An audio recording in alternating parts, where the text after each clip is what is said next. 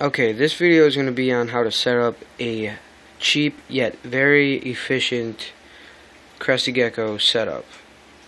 Now this setup is going to be used for an adult Crested Gecko and eventually to breed 2 adult Crested Geckos in this enclosure.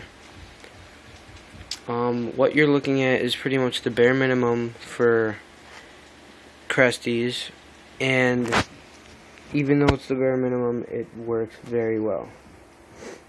Now what you're looking at is a 66 quart Rubbermaid tub that you can pick up from any hardware store in your town, or you know, Home Depot or Lowe's or anything like that. So really cheap. I picked it up for like $3, and I don't even think that, like $2.50 or something. So 66 quart tub with ventilated holes.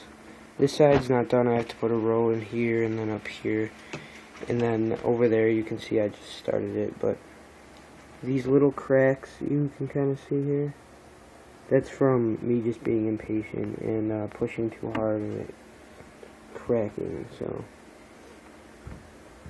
and I'd also put side holes in each end as well. So, and even in the top, that's where you kind of want the most. Hold on. You can see there tons and tons and tons and tons of holes. And all I used was a simple drill bit and got all those holes in. So substrate, I used easy to clean, cheap, and you know, just the best substrate, paper towels. May not look as appealing as cocoa fiber or aspen or whatever you like to use with your reptiles, but aspen is a no-no for Cresties. Obviously, no, I'm kidding, but people like to use cocoa fiber if they're just owning Crested Geckos as pets because it looks nicer and it keeps the humidity high.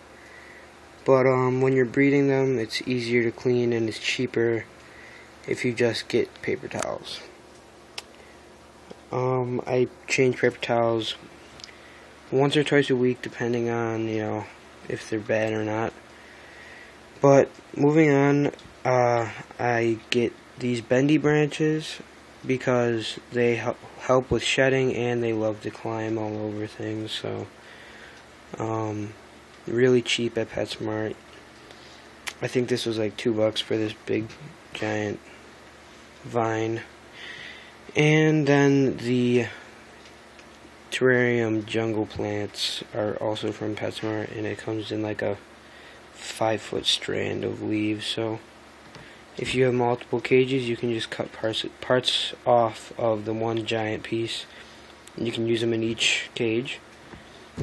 So and they don't mold or anything like ones from the dollar store and stuff like that. So that's good. Let's see if I have an example. Yeah, for feeding, you can just use a little cap.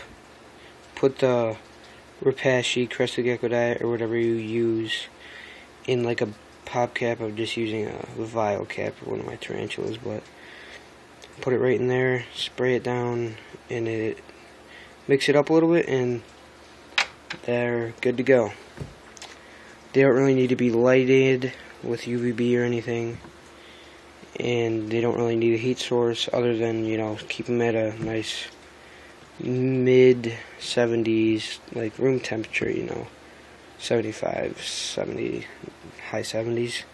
Nothing over like 85 though. It could get bad. But I hope this video helped you guys learn how to set up a cheap yet highly efficient Crested Gecko setup.